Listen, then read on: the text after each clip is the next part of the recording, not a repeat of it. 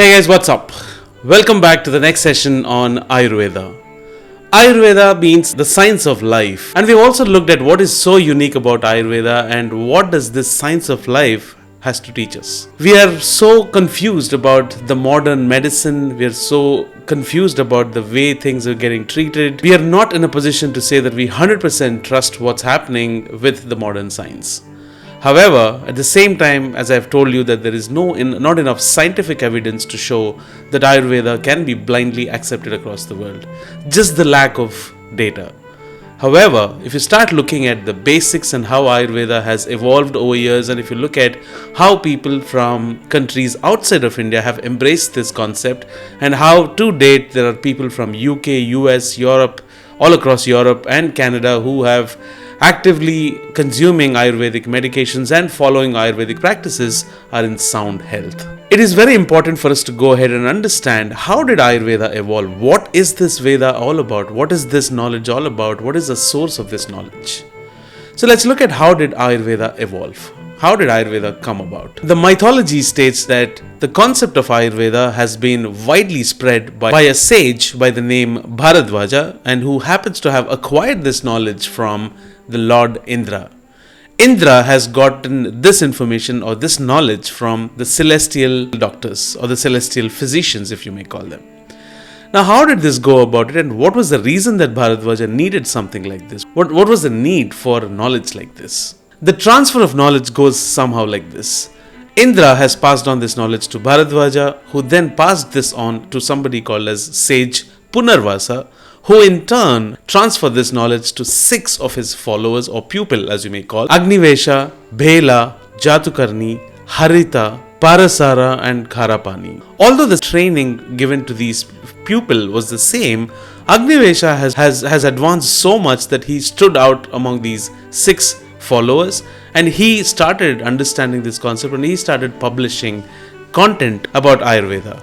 And although the training given was the same, Agnivesha was much ahead in terms of publishing whatever he has learned. Although he was advanced, there were certain corrections and edits needed, which was done by somebody called as Charaka, and that's how Charaka Samhita has evolved, and this is the name of a publication that clearly documents all the 8 divisions or modules of Ayurveda, where each of these talks about different concepts.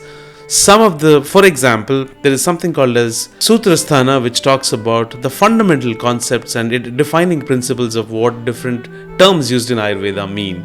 And there is something which is called as Indriyasthana, which means something else, and there is Vimanasthana, which means something else. So all these 8 divisions of Ayurveda will be discussed in this series. So let's get started. So agreed that Ayurveda has come from Indra. Indra has given this knowledge to Bharadvaja. Bharadvaja has passed on this to Punarvasa, who in turn transferred this knowledge to 6 of his pupils, who went on and promoted the concept of Ayurveda. But think about it, what was the need for this kind of knowledge? Why did people need this? In Hindu mythology, it is believed that sages participated in penance and they started meditating for days, months and years for attaining salvation. Now, in this process, there were certain impediments which were prohibiting them or preventing them to go ahead and start performing these meditative activities. Now, it could be fever, it could be flu, it could be indigestion, it could be starvation because of not having food. There were a lot of impediments for these rishis, as you may call them, or the gurus or the sages, to go ahead and participate in these activities and get things done. Now, as a process, all these sages and rishis and gurus came together and they thought about how about having a system in place which will help us to avoid these impediments or to prevent things from happening, where they could go ahead and start meditating without any hassle. So the quest for this knowledge is what gave birth to Ayurveda. Not that Ayurveda did not exist before that, but that's how it got widely spread. Now, when all these sages were sitting and meditating, and there was some voice that came to Bharadvaja's mind in his spiritual space, and then he said, and all the other sages commissioned him to be the one who can go ahead and acquire the knowledge from Indra.